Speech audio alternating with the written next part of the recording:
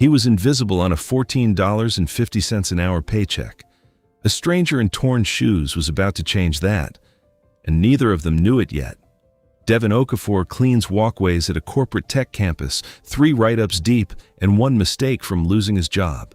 When he stops to buy a hungry stranger a meal he can barely afford, he has no idea he just made a choice he can never take back. The man's name is Grayson. He keeps coming back, and the kindness that gets Devin suspended is about to expose a secret buried at the top of the company he works for. By Friday, one of us was going to lose everything. It wasn't going to be me. That's what I told myself Monday morning, standing outside the gates of Halstead Tech campus with a broom in my hand and a write-up in my back pocket. 3 write-ups, actually. My supervisor called me a liability. My coworkers called me the guy who can't follow the rules. Nobody knew the real reason. They thought I was careless, lazy, a grounds crew worker who wandered off his post whenever he felt like it. They were wrong about all of it. My name is Devin Okafor. I clean walkways and haul trash bins for a company that pays me $14.50 an hour to disappear into the background. I'm good at disappearing. I've had practice. But 3 weeks ago, a man in torn shoes asked me for $8, and I stopped being invisible. It happened on a Tuesday. I was hauling a trash bin past the front plaza when I heard him. "Excuse me, sorry to bother you. Do you know anywhere I could get something cheap to eat?" He looked maybe 50, gray in his beard, jacket too thin for the wind. 2 women in blazers walked past him without slowing down. "Try somewhere else," one of them said, not even looking at him. "This isn't a shelter," the other one laughed. He turned to the food truck by the gate. "How much is the cheapest meal?" $8, the vendor said. The man reached into his pocket and counted 3 crumpled bills. "I only have 3. "Sorry," the vendor said, and turned to the next customer. The man nodded like he expected it. "Thank you anyway." Everybody saw him. Nobody stopped, except me. "Hey," I said, "have you eaten today?" He looked at me like I'd spoken a foreign language. "Not yet." "Come on. No, son, you don't have to." "I know, but you're hungry. You don't even know me." "Neither do you know me," I said. "That doesn't mean we can't help each other." I bought him 2 meals. He tried to give me back my money 3 separate times. I told him to keep it, that some days you help people before you know how tomorrow's going to look. He didn't ask why. Neither did I. I just knew what it felt like to be looked through like glass, and I wasn't going to be one more person who did it to him. His name was Grayson. That should have been the end of it. 1 meal, 1 stranger, 1 Tuesday. It wasn't. He came back Wednesday. And Thursday. I started walking the long way around the plaza just so I'd pass him, just so I could ask the same question every time. "Have you eaten?" And some days the answer was yes. Most days it wasn't. One afternoon he was standing outside the admin building looking lost. "I'm trying to find the financial aid office," he said, then caught himself. "Sorry, wrong building. I meant somewhere to sit." I walked him to the courtyard instead, gave him a bench in the shade. "You always do this?" he asked. "Do what?" "Stop. Only when someone needs help. Even when you're busy?" "Everybody's busy," I said. "And that doesn't mean people stop needing help. What if nobody ever thanks you for it?" "Then nobody thanks me. I don't do it for applause." He went quiet after that, like I'd said something that landed harder than I meant it to. A week later, I found a wallet on the ground near the loading dock, full of cash. No ID inside, except a folded business card with no name, just a phone number. I turned it into security without opening it past the first flap. "You could have kept that," the guard said. "Why would I?" "Because nobody was watching." "Somebody was," I said. "Me." My supervisor, Mr. Holloway, didn't see any of this as kindness. He saw it as a pattern. "Devin, you left your assigned zone again." "I was helping someone find an office." "I understand, but you still have work to finish." "I'll make up the time." He didn't answer, just wrote it down. Write-up number 2. That night, Grayson was still sitting outside the gate when my shift ended. You're still here, I said. Didn't know where else to go. Did you eat? Yeah. Good. Devin. He said my name slow, like he was testing it. Thank you. Take care of yourself. Tomorrow I need to know how far this kindness goes, I said, half joking. One day at a time, he said back, not joking at all. He kept coming back, I kept feeding him. Mr. Holloway kept a folder with my name on it, getting thicker by the week. Devin, he said one morning, pulling me into his office. We need to discuss the man loitering outside our gates. His name is Grayson. That doesn't change our policy. This is a corporate campus. We can't have strangers wandering the property. He's not causing trouble. That's not the point. Then what is the point? The point, Holloway said, is that you keep making this about a person instead of a policy. Isn't that supposed to matter more? He didn't like that answer. Nobody in that office ever did. The night everything changed started like every other night, with me trying to give Grayson a meal he didn't want to take. You're going to regret being this kind, he said, staring at the tray between us. Maybe, I said. But I'd rather regret helping someone than regret walking past them. He looked at me for a long time. Something shifted in his face, like he'd made a decision I couldn't see yet. You have no idea what you just did, he said quietly. I laughed it off. I thought he meant the sandwich. I was wrong. 2 days later, security dragged him off the property while I watched, and I found out exactly how wrong I'd been about what trouble meant to the people who ran that place. Devin, you're needed in the main office, Holloway said, his voice flat in a way that scared me more than shouting would have. Inside, 3 executives sat around a table like a jury. My personnel file was open in front of them. Do you know why you're here?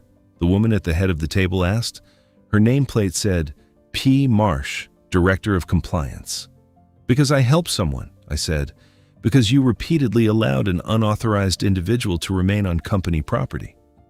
Students, employees, have complained. He hasn't hurt anyone. That's not the issue. Tell us you don't know him, Marsh said. Say it, and this ends here. I could have lied. It would have been so easy. I can't say that, I said instead.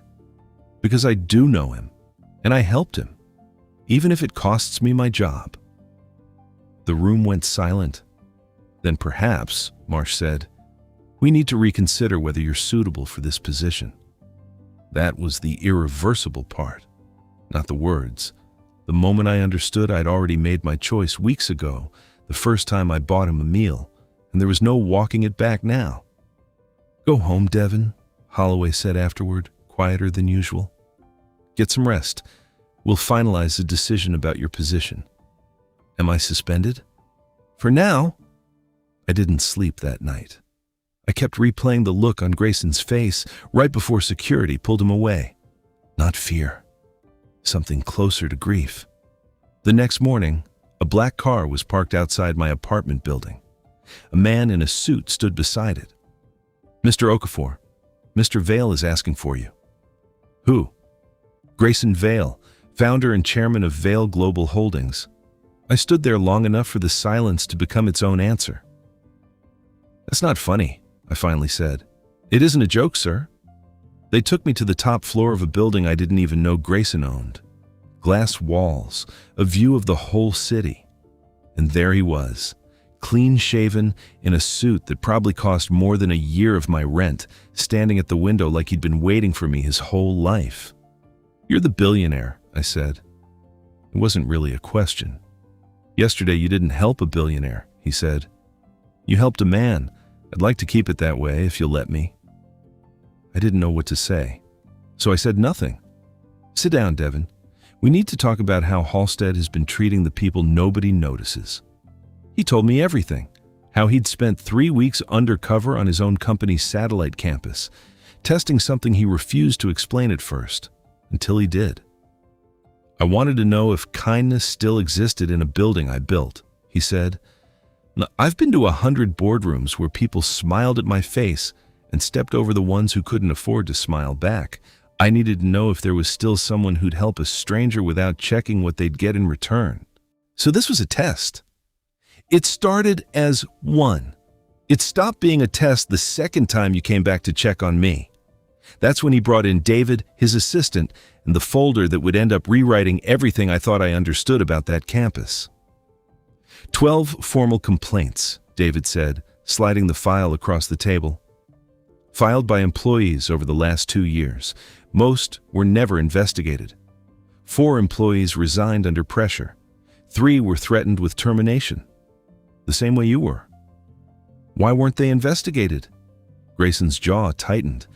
That's what we're about to find out.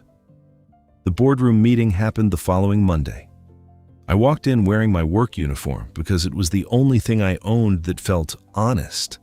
Every executive who'd sat across from me a week earlier was already seated. They stood up when Grayson walked in. Nobody had told me that Daniel, the name he'd used with me, didn't exist. Everyone, Grayson said. This is Devin Okafor.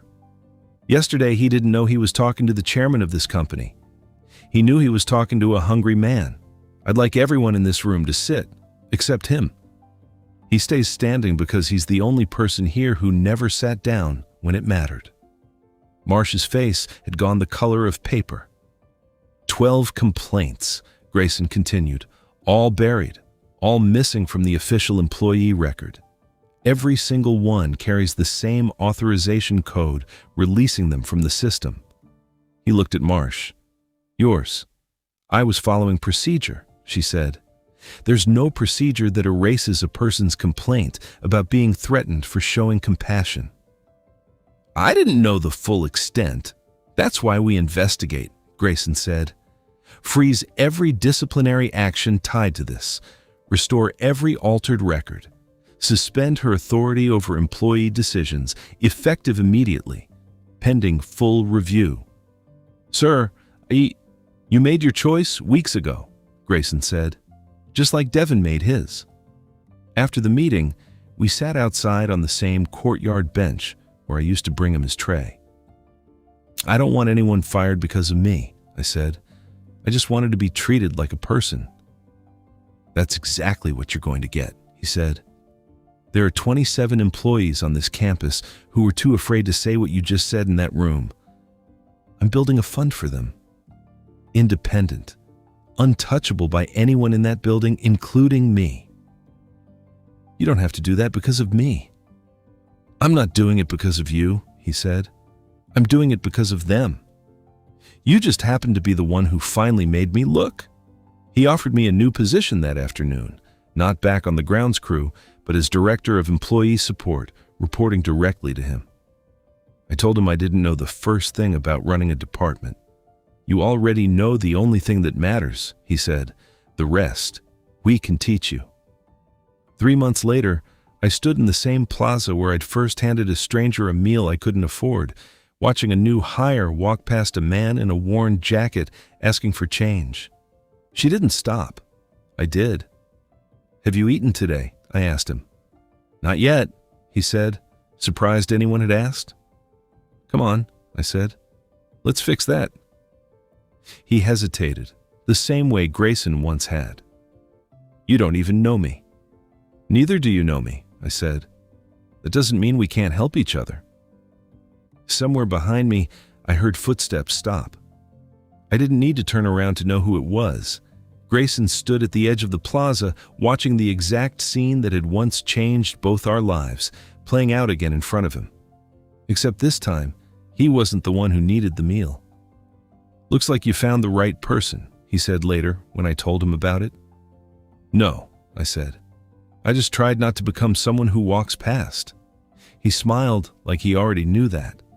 Like he'd known it the whole time since the moment $3 weren't enough and a stranger decided they didn't need to be. Because sometimes the person you ignore today is the one who changes your life tomorrow. And sometimes the only difference between the two is whether you stopped. The end. Thank you for watching. If you enjoyed this story, don't forget to like, comment, share, and subscribe. Turn on the notification bell so you never miss a new story.